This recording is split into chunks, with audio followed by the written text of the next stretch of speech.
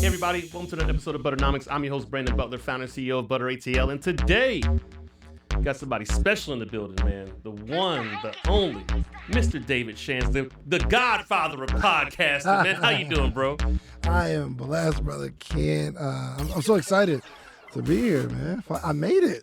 Man, I made it. That's how I feel right now, because I have watched the stuff that you've been doing for years, you know what I'm saying? I've watched how you built everything you got going on, and I'm like, you know what, that guy right there, man, one day I might end up on that show, but look at that, you end up on mine, so I appreciate you pulling up, brother. Oh, no doubt. Thanks for having me, bro. Man, look, it's good. So for those that don't know yet, man, like, please tell them a little bit about what you do, because I can't speak full gravity to it, but you got so many amazing things, from Sleep is for Suckers to the podcast movement, what I'm saying? Like, what's going on? Podcast Summit, I'm sorry. What's going on, man? Man, I help entrepreneurs start a podcast and monetize their brand through the power of podcasting. Simply put.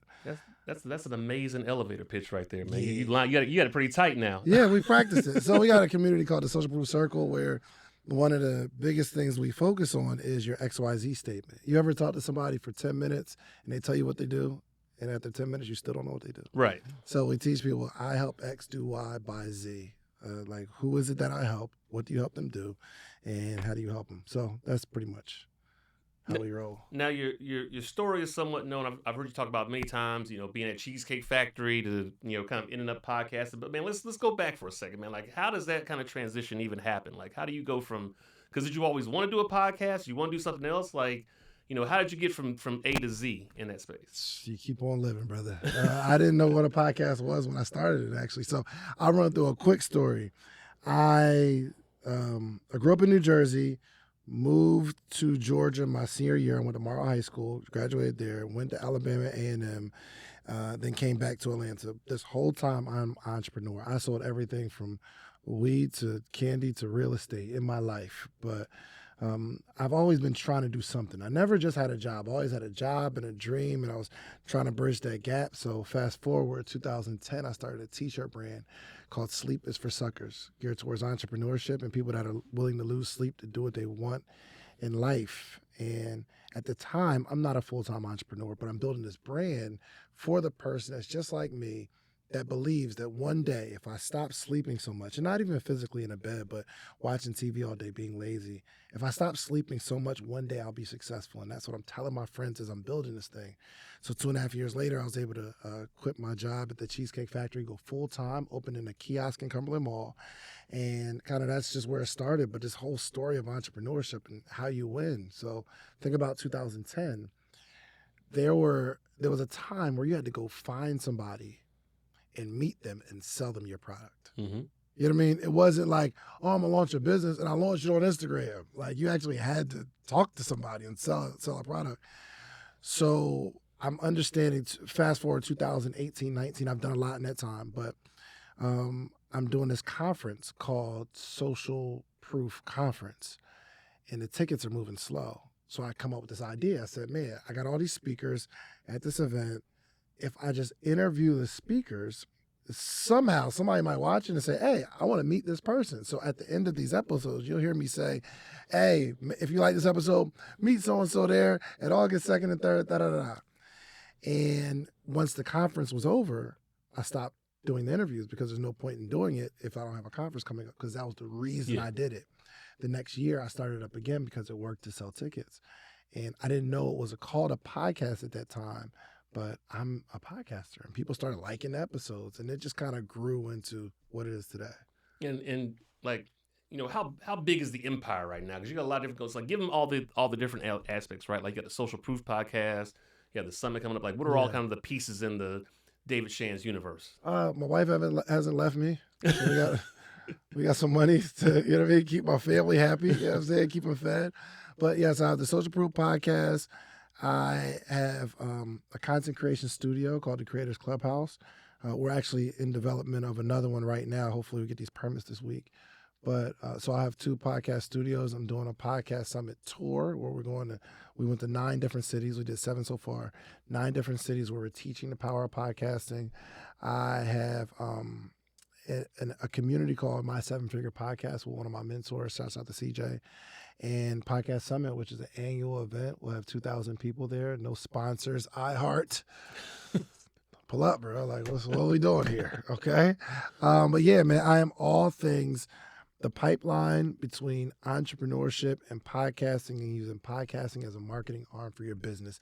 Everybody needs a podcast. Yeah, I mean, I think there's a lot of, that's part of one of the reasons why I even do it too. I think there's a lot of relationships. I always say it's so interesting.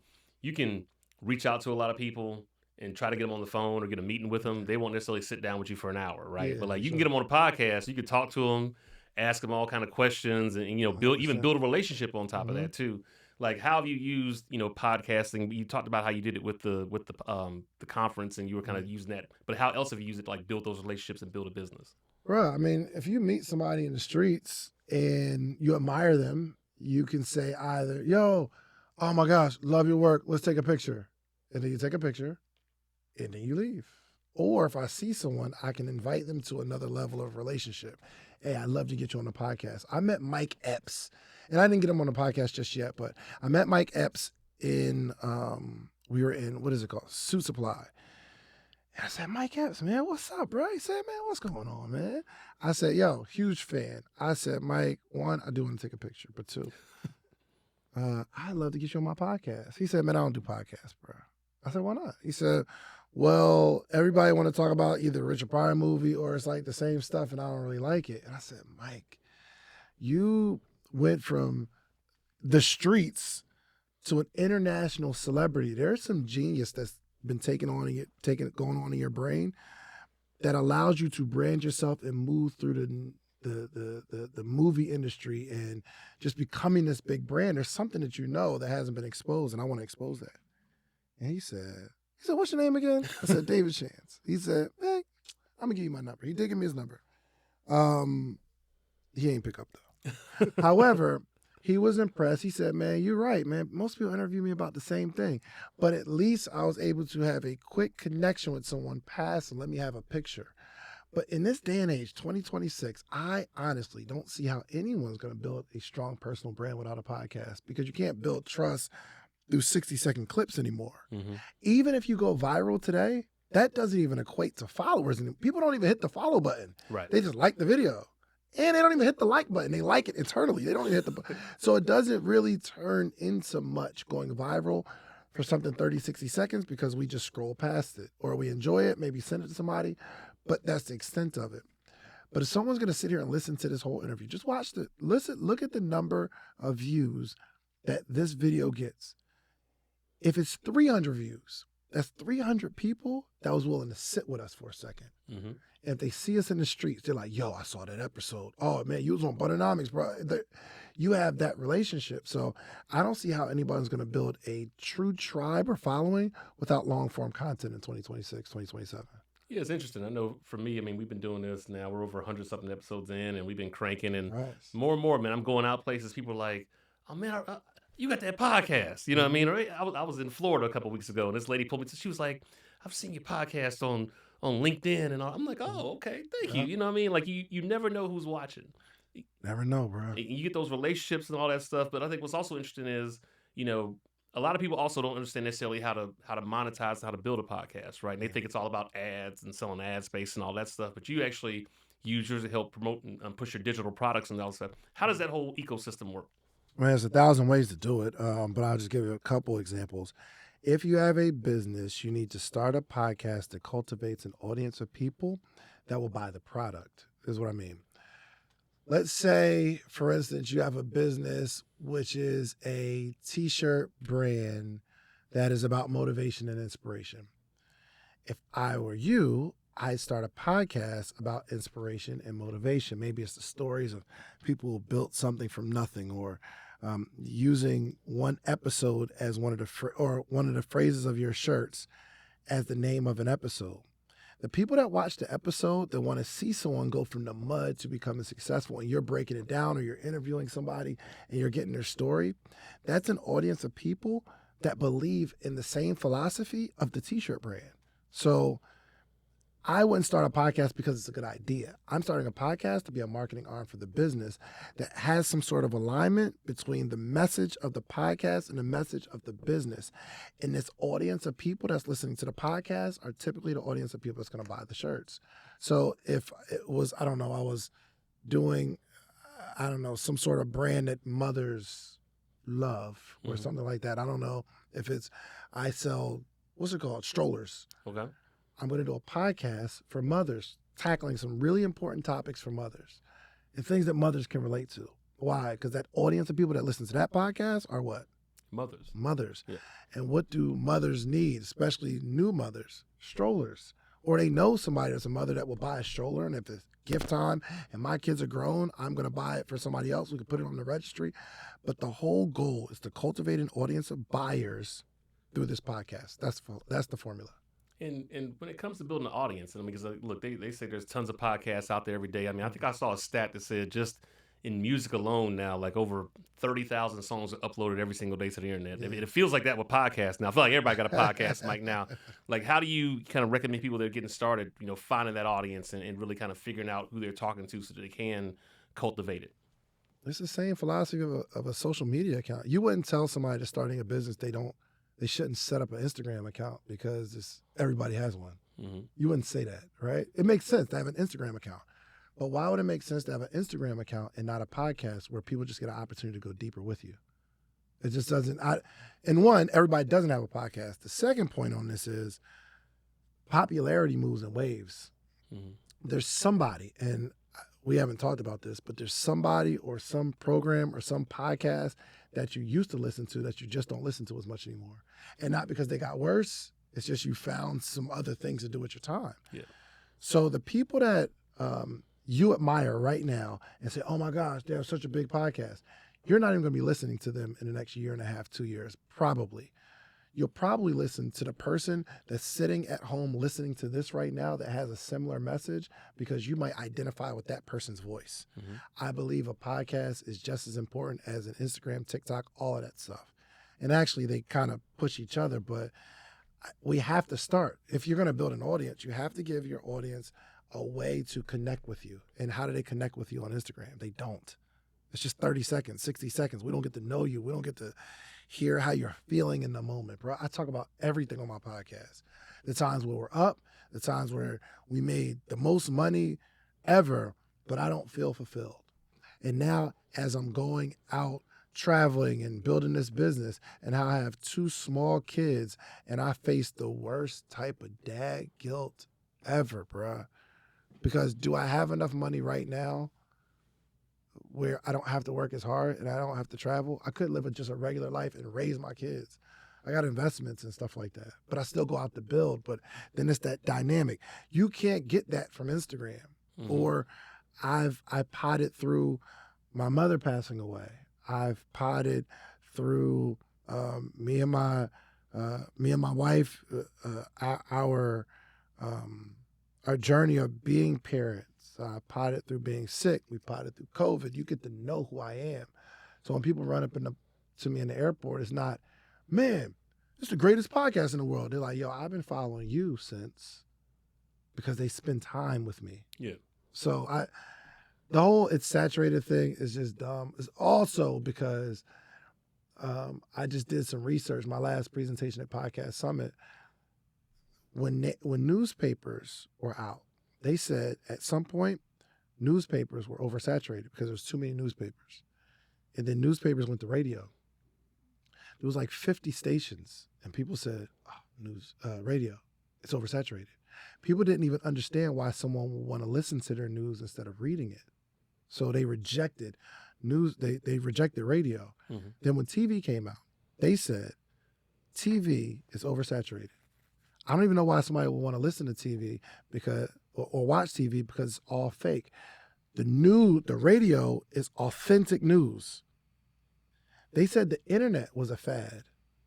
They said it was too many websites in the 90s.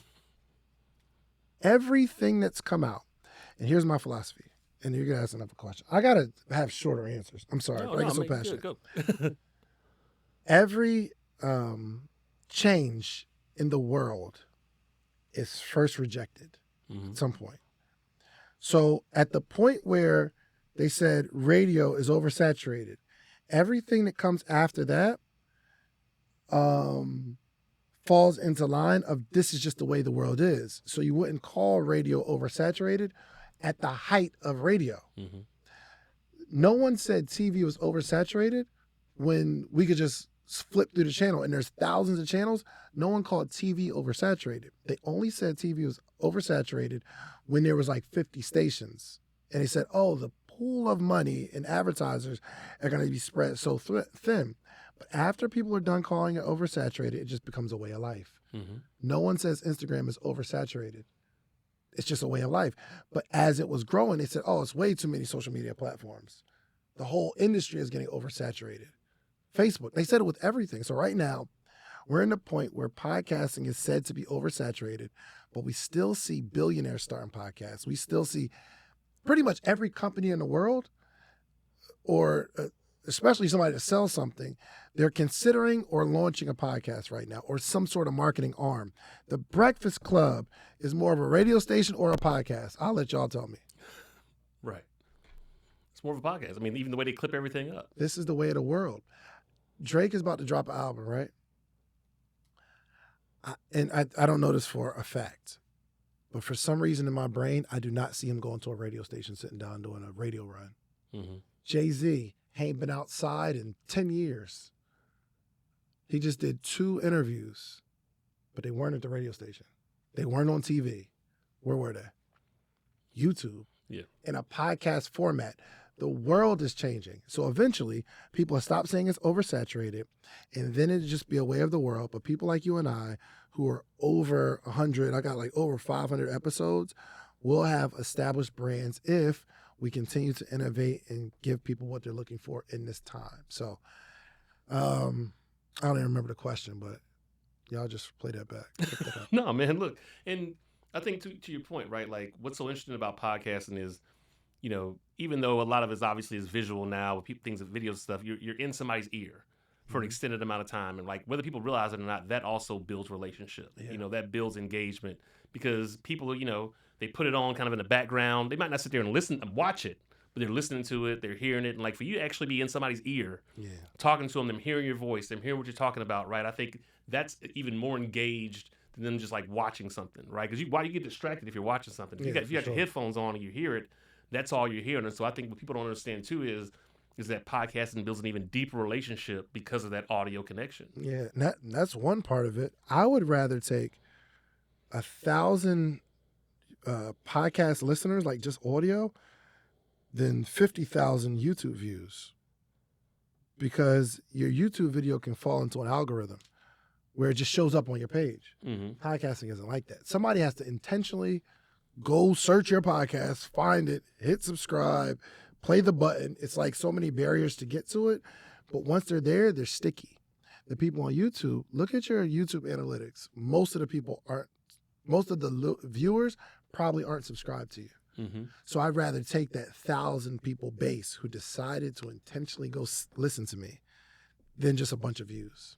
Now, when you're building this out again, I love that the concept around like how people actually monetize, because I don't think they really understand, right? Like, you know, for everybody doesn't necessarily have like a business they want to say. They might want to start a podcast and kind of figure it out. Like, how would you recommend that people actually figure out how to monetize their community? Because I know, for example, you have the Monday meetup. Yeah. You've got hundreds of people logging on every Monday and y'all are doing that stuff. Like, how do you kind of figure out what your audience wants? Are you talking to them? Are you asking them? Are you just making observations? Like, how do you kind of identify opportunities and potential products that you can put in front of your audience if you have built it in that way versus having a business and then starting a podcast to help complement that business? Yeah, I mean, it still comes down to the business, because you're asking yourself the question, who is the audience? Mm-hmm. Who is the people that I want to get in front of? And the next question is, what do they want? Not just what do they want to listen to, but what are the pain points? And if you consider the audience first before you start a business, start a podcast, anything, I think it answers a lot of questions that someone would have. So if I just got out of prison and I'm thinking about an audience of people who are getting out of prison and they're trying to get reacclimated to the world, and, you know, they're struggling, and, you know, you have all the questions that you know they need answers to, like, how do I approach my baby mom? And I ain't talked to her. They didn't put no money on my books. How do I, you know, go back to the same place that I'm from and kind of just be okay with people moving on, right? It's just, I need to get acclimated to that. If we think about the audience and the problems that they face, we can come up with some sort of solution. maybe I need a community. Okay, maybe it's not a whole bunch of money because maybe they're just getting out and they're trying to figure it out. There's a community of people where we're a support group, and it might be $5 a month on Patreon or something like that. If you go to patreon.com, bro, you'll see so many communities, and you'll see people who have a community of 100,000 people, 20,000 people, 10,000 people, where they might be $1, $2, $5, $20 a month for this community of people that really rock with them. So if you have a community of 10,000 people and you just charge $2 to be a part of this community where you're solving a problem for them, that's $20,000 a month. Mm-hmm. But we have to have something. So I don't, like when someone says, well, what if I don't have a business? Grow up. You need to get one. You need to have something that people can support. And a lot of these Patreon groups, it's not even like an exchange of something. It's like, yo, just to keep this podcast going, if you want to donate $1 a month, if you listen to me every week, you'll do it. So we need to have something to sell. And I'm not letting creators just get out of it like, oh, I just want to be creative. You need to have something to sell, something that people can buy. Yeah, I always say, content needs a business model. 100%. I don't know anybody can just sit here and just make content for the sake of making content if they got $1 billion in the bank already. Like, content needs a business model. People might say, oh, Kai Cenat, he had no business. Well, there are anomalies. Right. There are anomalies, and there are some people that's going to be super famous because they're content creators. I'm telling you, you don't have to exchange one for the other. Imagine if Kai kept doing what he was doing, but he still had the t-shirt brand or whatever that he's doing right now, his clothing brand. What if he had that on the way up? Mm-hmm. He'd be double a billionaire or whatever. You know what I mean? Like it'd be double. It doesn't take anything away. What are some of the most common mistakes you see when people are starting a podcast and thinking about, not before they even start monetizing it, just even coming out the gate? They want to interview people. Nothing wrong with interviewing people, but there's a lot of stories that have been told, and they see something like Butternomics or Social Proof or Earn Your Leisure or something like that, where we're interviewing people to get their stories. And he's like, yo, I'm just going to interview the people in my neighborhood to get their stories. And I think that's a big mistake because people don't care about people's stories. They care about their own story. Mm-hmm. I do recommend in that way, if you're interviewing them to fulfill a specific need of the audience, then it works. Yeah. So if I'm going to have a podcast about single dads, well, I'll be interviewing single dads about the journey of being a single dad because I know single dads are listening. So it's not just interviewing people for their story. I'm 41 years old, 42. Am I 41? 42. I'm 41 years old. I got 41 years of story, bro. Mm-hmm. So if you want to get my story, we don't know where it's going. But even in this conversation, it's not like, yo, tell me your story. You're like, specifically, I see what you're doing is taking me down a path for the content creator. Tell me the story about your content creation journey. And the people that are listening, where your questions are coming from, you're asking questions I'm going to get an answer to because you know your audience has them. So don't just like interview for people's stories. Let's interview to solve a problem. Yeah, I admit, I tell people all the time, I think that if I'm just being honest, I think that just straight up interviewing it's an easy format to have for a podcast. Yeah. But if you're not careful, it's a very lazy format to have for a podcast. Sure. I think the harder ones are the ones where you can really, sit down in front of a camera. Like, that's why I just had my guy, Deontay Kyle from Grits and Eggs at, Creators of Color Summit. And I told him, I said, the fact that you can just sit in front of a camera and you can talk to that camera is a whole different perspective. Then you can add interviews in for more context, right? But that takes a different level of content creation. But to your point, I know when I always tell people the kind of stuff that I try to do is I try to be very tactical, not motivational. Yeah. I'm not coming here to ask you, hey man, just believe in yourself and try hard, right? Like, no, it's like, no, how did you do this? Yeah. Why did you do that? What are you thinking about? Because I know those are questions that the audience has, and it's giving them very actionable things that they can actually apply to their life, which creates value for it. 100%. So speaking of that, like, Podcast Summit, again, like, you've been to the big podcast conferences. We've talked about something that we've both been to at different times. We've looked around. We haven't necessarily seen people that look like us. Yeah. Like, what were you seeing that was missing at all those different conferences and events that made you want to start your own? Color. So it's two, and shouts out to these guys, nothing against them. I went to Podcast Movement and Pod Fest. Those events are hosted by um, people that are our color, like two white guys started, right? So naturally, their event looked like them, just like Podcast Summit, bro. I'm black. I only really know black people like that. You know what I mean? It's not that I don't. I know a lot of black people, and because I'm black, my audience is attracted to me. I'm black, so again, there's no slight on those guys, but I'm like, whoa, there's no other place to learn podcasting that offers the style in which we like to learn. You know what I mean? So I went to those conferences, and it just, again, no slight, it just wasn't. It wasn't my style.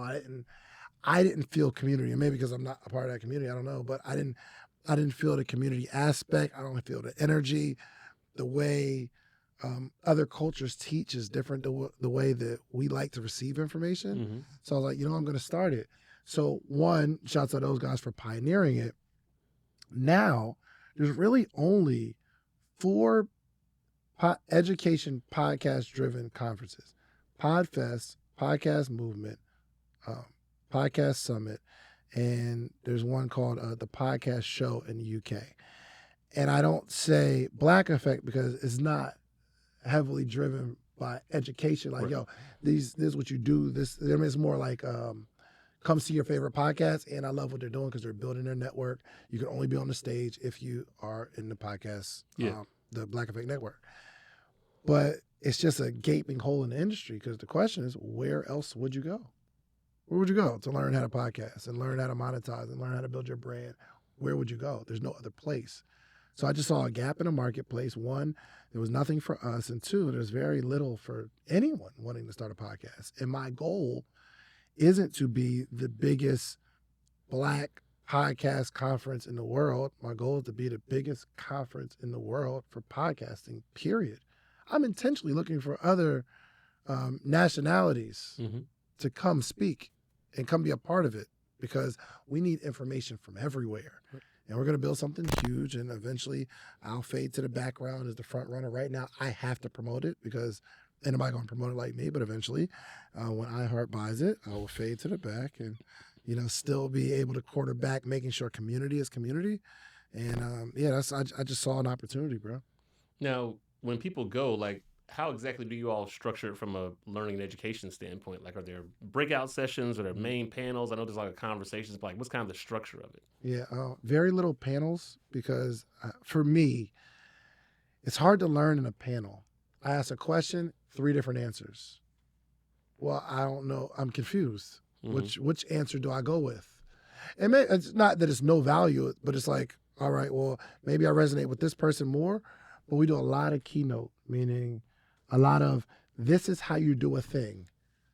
First, second, third, fourth. So I'm very big on education and teaching. So I got shouts out my guy Tybo, man. Just super proud of him. He understands more about lighting and sound design than I met anywhere. But you might not know who he is. But he's brilliant, and he builds studios around the country. He's built my studio. Anytime I have a question, I ask him. So he's going to be teaching this year. How do you, you can use a $3,000 camera. And if you give Tybo an iPhone 15 and you let them pick their own lights, he will make that iPhone 15 look better than that $3,000 camera because he understands it. But how do you learn that? Well, we got to put him on stage and say, Tybo, I need you to teach this with slides on what is the difference between a $2,000 light and a $200 light? It emits different light. You think it's just light, but it's different, right? What about the angles? So you can put the light in front of you, or you can angle it at a 45-degree angle, and it's going to give you something totally different every single time. He might say, all right, well, you need to put a light in front of you and a light facing your back. And you're like, Typo, that's dumb. Why would I put a light on my back? I need it on my face. Well, the backlight gives you like sort of like a ring around you, like a glow that separates you from the background.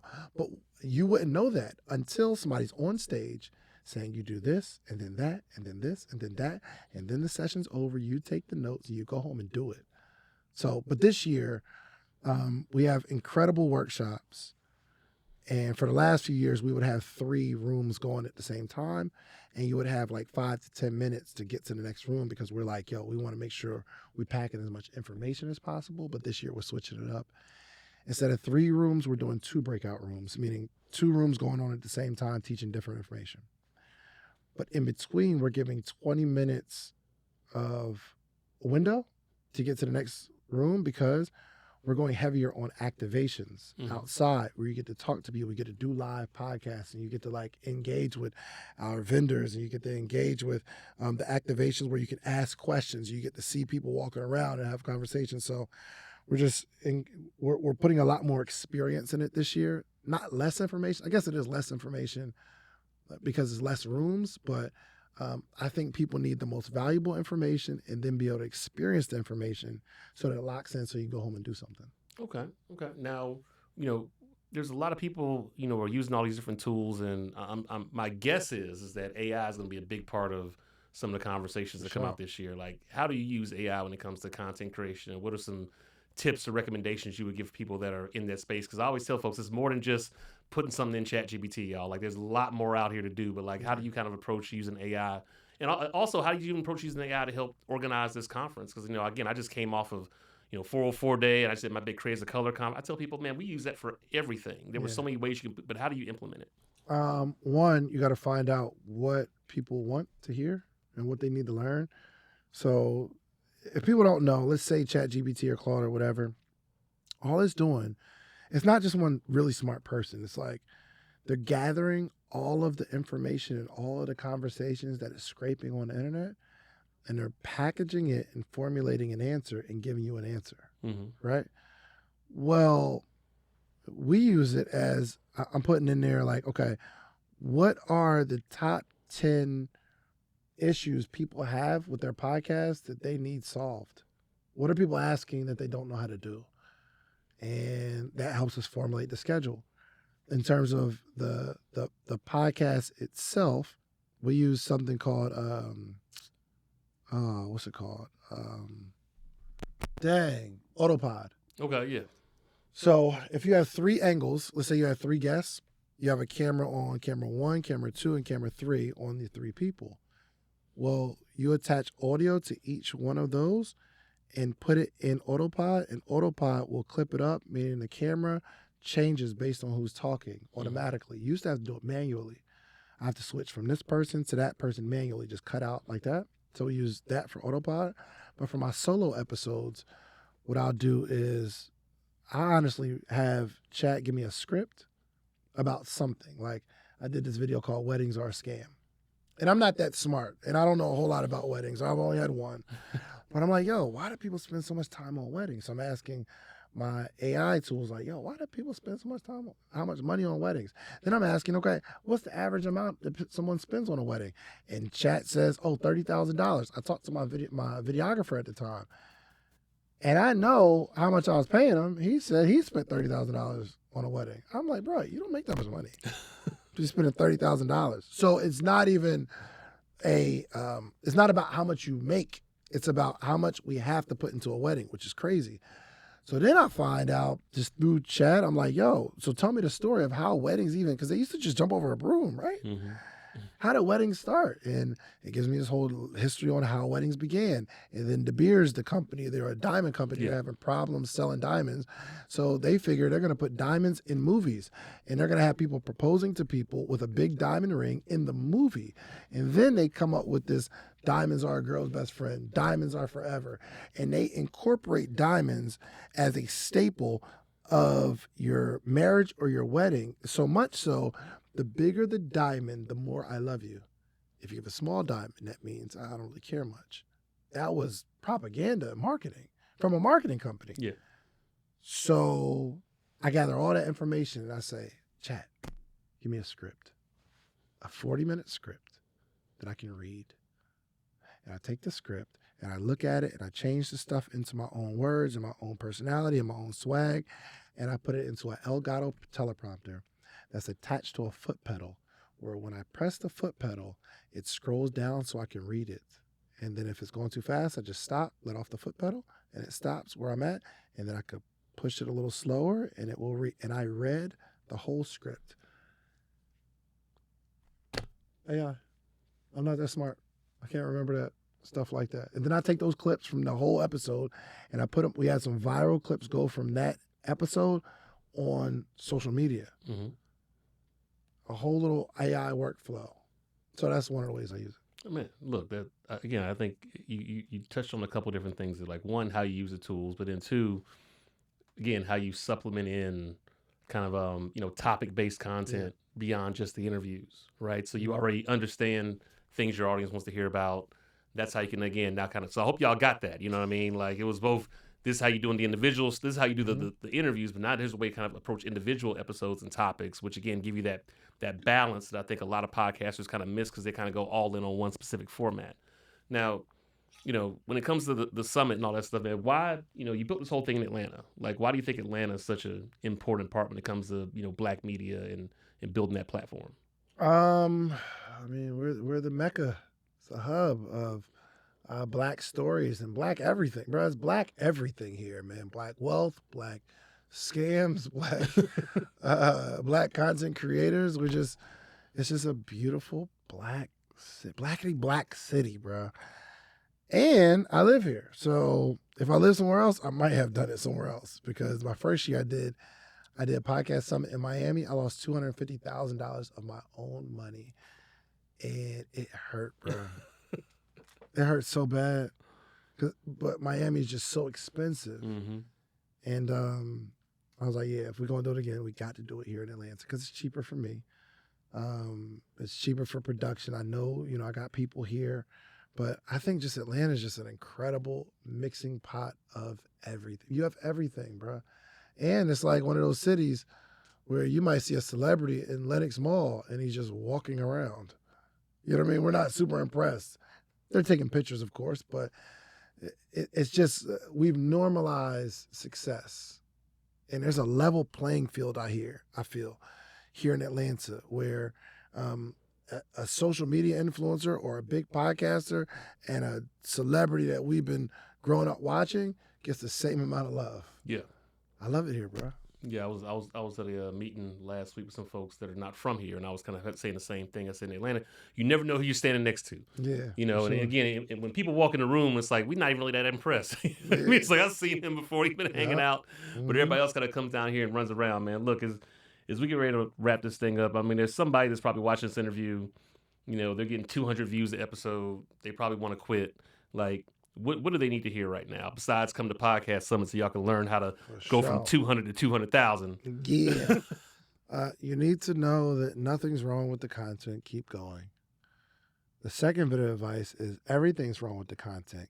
Improve. So you have something special, but consistency alone won't help you win. You have to look at your content and see what can I do better to make this better.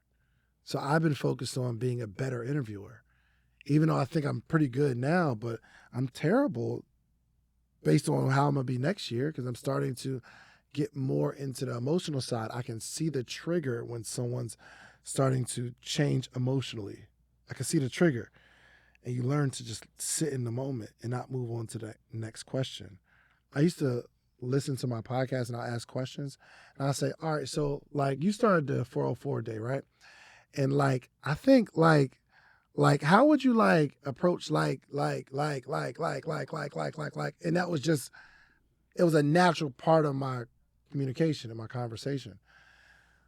But then I started watching it saying, I need to stop saying like so much because it will be a better interview. So I cut out saying like as much.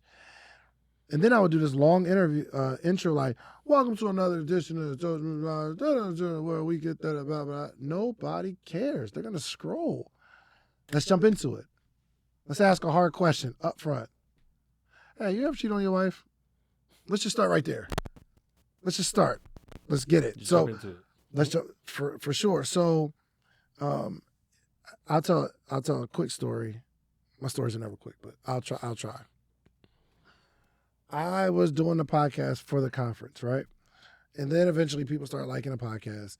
And episode 54 was the episode that changed everything. Shouts out to my brother, Wall Street Trapper. I had him on episode, and episode 54, it starts going crazy. My channel starts to explode. I never had that many subscribers coming in and comments, and I'm like, oh, this is incredible. My guy Melvin Nunnery called me, and he said, bruh, what did you do? I said, what do you mean? He said, our episode is going crazy. Melvin Nunnery was on episode 42. He called me about a month later and was like, yo, congratulations. I said, what do you mean? He said, I'm the first episode that you have on your whole channel that's over 100,000 views. It actually outpaced Wall Street Trappers episode, which is the one that brought most of the traffic. I say that to say, I had to do 54 episodes to get one that worked.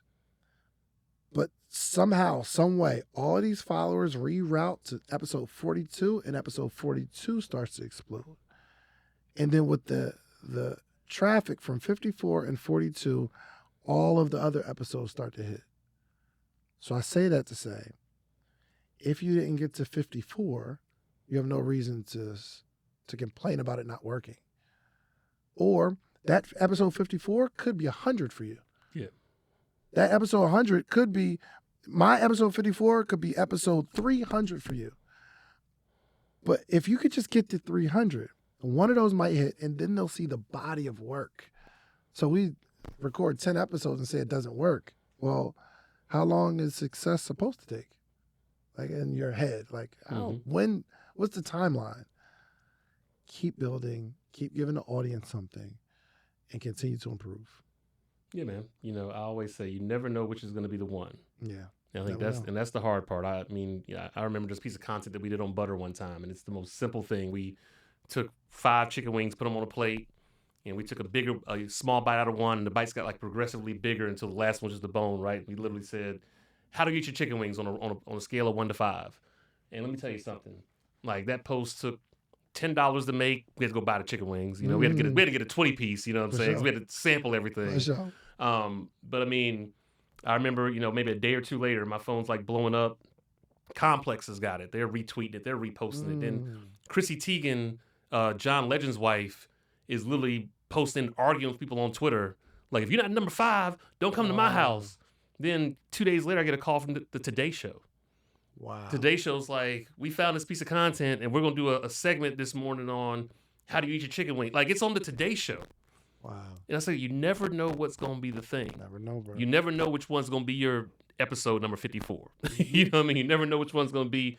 So again, like, that's the part. And, you know, I kind of said this to somebody this weekend. It was like, that's the hard part to keep going, right? Is when you look at those 250, those 200 views, and not getting discouraged, but knowing that, you know, looking at your stuff and say, how can I get better? But also not getting discouraged and quitting. Exactly. Because again, you never know, that next one could be the one that's going to have you, you know, on the stage doing the keynote at Podcast Summit. Come on, bro. Absolutely. So look, man, we're getting ready to wrap this up, man. Before we get out of here, please give them all the things.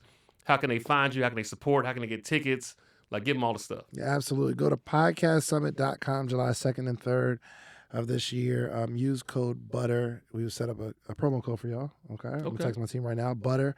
And we will take a discount off, but this is the place you need to be. There's not a lot of hype, not a lot of, it's not just motivation. It's an inspiring environment, but we are focused on teaching. You will walk away learning how to do the thing and then connect it with other people. So go to podcastsummit.com. We've got people like B. Simone, Kev on stage, who's mastered every part of content creation. We got my brother CJ, my mentor, who literally walked me out of the Cheesecake Factory. He's also the right-hand man behind Eric Thomas.